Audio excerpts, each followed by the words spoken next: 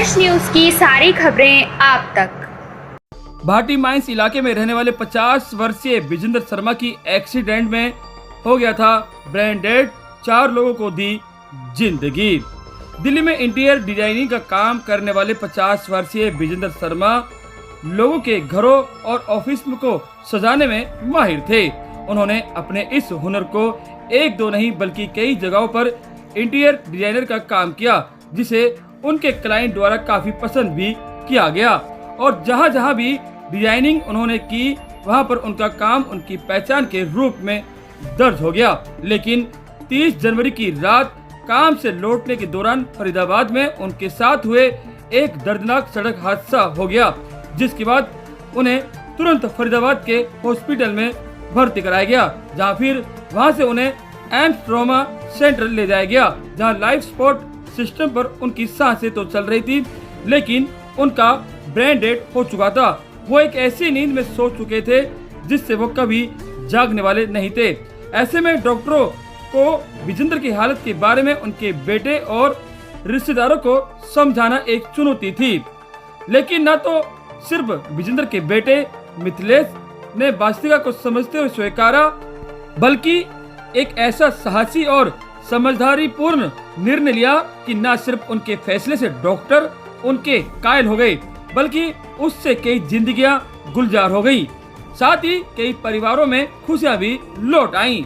मृतक विजेंद्र के बेटे मिथिलेश ने बताया कि 31 जनवरी की सुबह वो अपने पिता को एम्स ट्रॉमा सेंटर लेकर पहुंचे थे, जहां सिर में लगी गंभीर चोट की वजह से डॉक्टरों ने उन्हें ब्रेन डेड घोषित कर दिया था, जिसके बाद उन्हें अपने पिता के अंगों को दान करने का निर्णय लिया।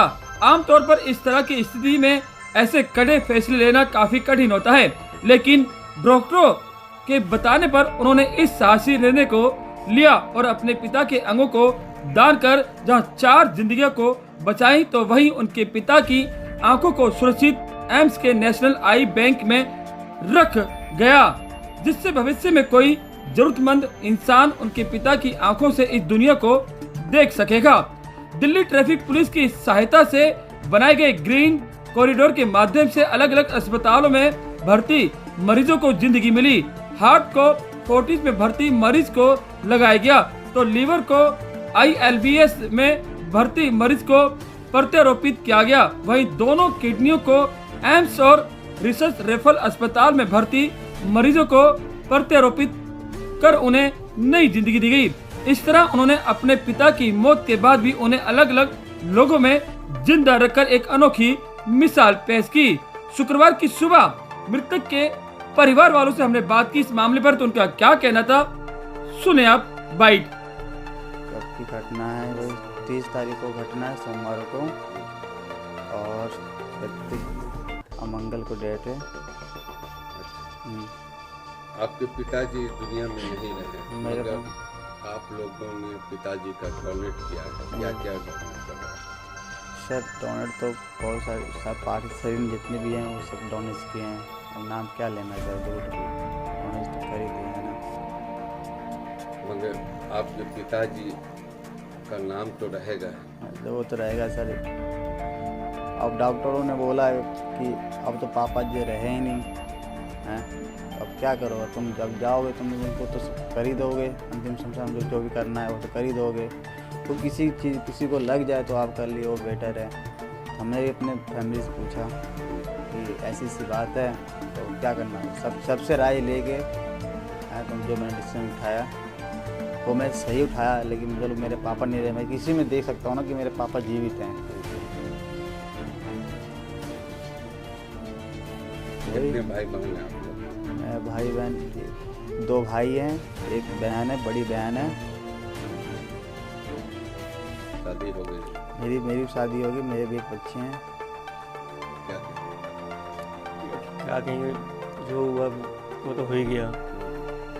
अब जो डॉक्टर ने हमें भी वहाँ भी हम भी वहीं पे थे, जो समझाया गया था कि अब तो कुछ हो पाएगा नहीं, आप जाओगे आप बॉडी को जला ही दोगे। जैसे अच्छा किसी की ज़िंदगी बच जाए तो उसी में भला है। कहीं आपके पापा कहीं जीवित तो रहेंगे, किसी भी मतलब कि आपको मिलाया भी जाएगा बाद में कि आपका पार्ट यहाँ पे इस बंदे को मिला गया है। सर मुझे क्या कहूँ, मेरे इतने अच्छे पड़ोसी थे कि कोई भी नहीं है ऐसा इतना मदद करने वाले हम लोगों का। बहुत अच्छे थे सर, हमारे तो पड़ोसी नहीं फैमिली मेम्बर थे। इतना अच्छा लगा था हम लोगों को। और कभी भी आधी रात को दिन में कभी भी ज़रूरत पड़े तो एकदम से खड़े होते हैं, कहीं भी आना जाना हो कुछ करना हो। और नेचर के भी अच्छे थे, हेल्पफुल थे। और हमारे ही नहीं पूरे मोहल्ले में सब जगह उनका आना जाना था, बड़े अच्छे से व्यवहार था उनका। हाँ सर, बहुत अच्छे थे हम लोगों के लिए तो।